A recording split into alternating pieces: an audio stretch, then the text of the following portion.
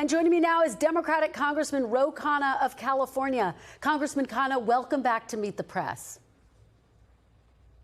Thank you for having me on, Kristen. Thank you for coming back. I do want to start off by talking about Iran. As I was just discussing with Congressman Massey, President Trump has said that they may be close to reaching a short-term deal on Iran. Would you be supportive of a short-term deal that doesn't directly address the nuclear program but allows for more negotiations? Kristen, on this Memorial Day, let me just begin by paying tribute to the men and women who made the ultimate sacrifice and gratitude to their families. The answer to your question is yes, I do believe we need a negotiated deal.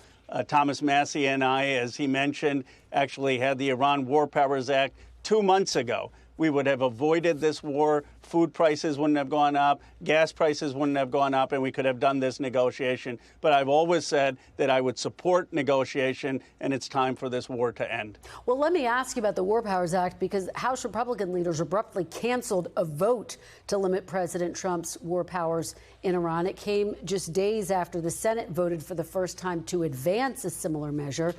Do you believe there are now enough votes to pass the War Powers Act in the House?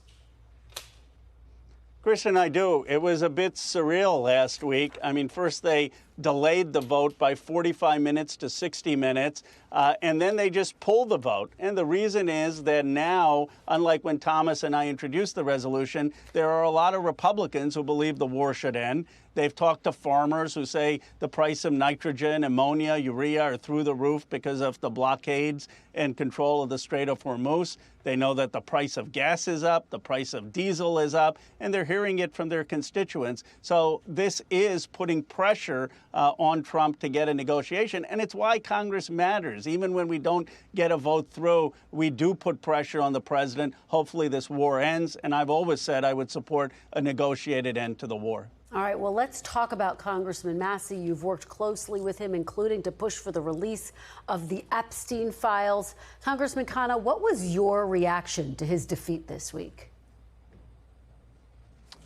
Sadness, disappointment. Thomas is a real friend. He's a good man. And he was taken out for two reasons. One, he had the courage to go after some very powerful people in working with me to get the Epstein Transparency Act passed. As he mentioned, that's historic bipartisan legislation that finally got justice for the survivors. And he had people spend millions of dollars and had the president of the United States after him. And second, he worked with me to stop this war in Iran. So for taking on the Epstein class and taking on war, he basically lost his seat. And I admire his courage in taking those positions. All right, well, let's talk about some other issues. President Trump, as I just discussed, was facing Republican pushback this week over what the president referred to as an anti-weaponization fund to pay people who claim to have been unfairly targeted by the government. Here's how Vice President J.D. Vance defended the $1.8 billion fund this week. Take a listen. Anybody can apply for it. Republicans can apply for it. Democrats can apply for it. As you know, the President of the United States has pardoned a number of Democrats who he felt were actually subject to this lawfare. I mean, if Hunter Biden wants to apply for this particular fund, he is welcome to. The vice president says this should be bipartisan. What is your reaction to what the vice president had to say? You know, I feel sorry for J.D. Vance. I mean, they're trotting him out to defend policies he knows are defiant of common sense. They're trotting him out to defend the Epstein class when he actually was one of the advocates for releasing the files. They're trotting him out to defend this war in Iran when his whole career he was against these wars. And now they're trotting him out to defend Donald Trump stealing taxpayer dollars to give to his political allies. I mean, I'm sure if J.D. Vance was asked in honesty, he'd say, why aren't we giving this as a check to people whose gas prices are going up? But for his own ambition, he has been so convoluted that he's basically become the spokesperson for very unpopular policies. Well, let me ask you about one of the big headlines for Democrats this week. Of course, the DNC autopsy report. It was commissioned by the DNC. It was shelved, and then it was finally released amidst a lot of pressure and pushback.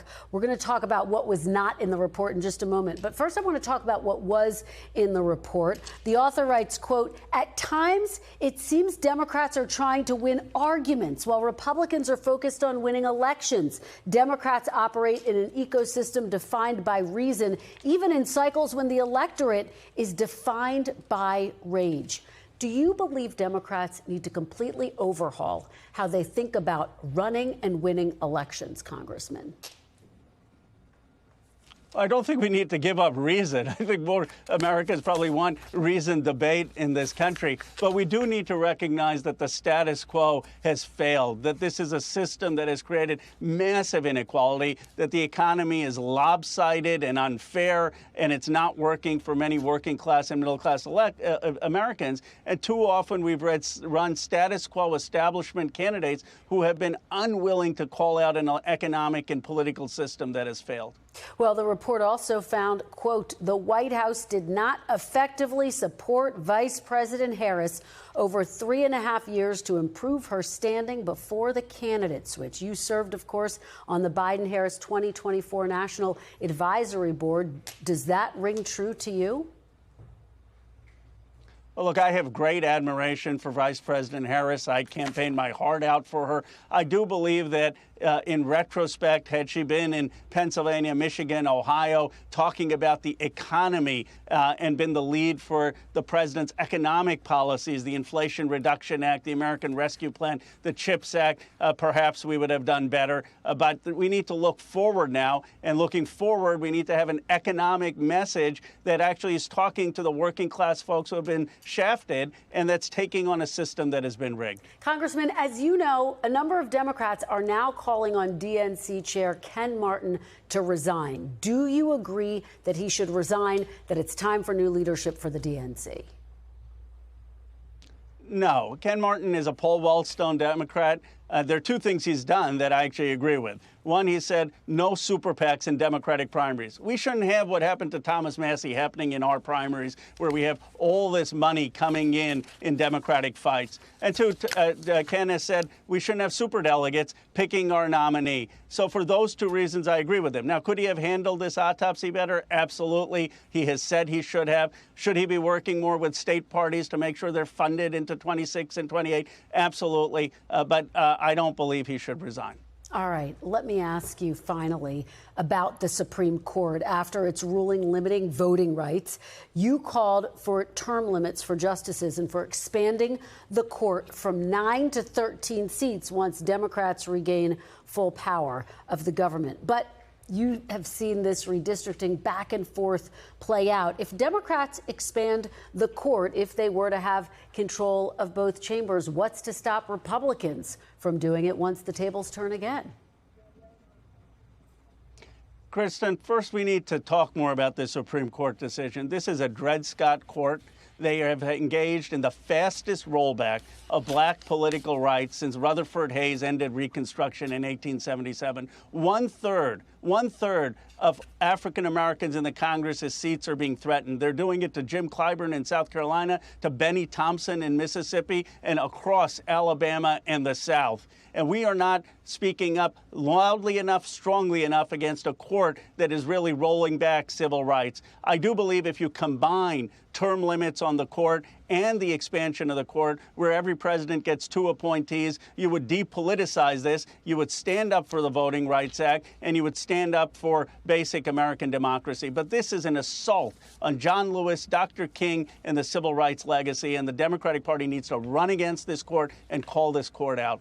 All right. Congressman Khanna, thank you, as always, for being here. We really appreciate it.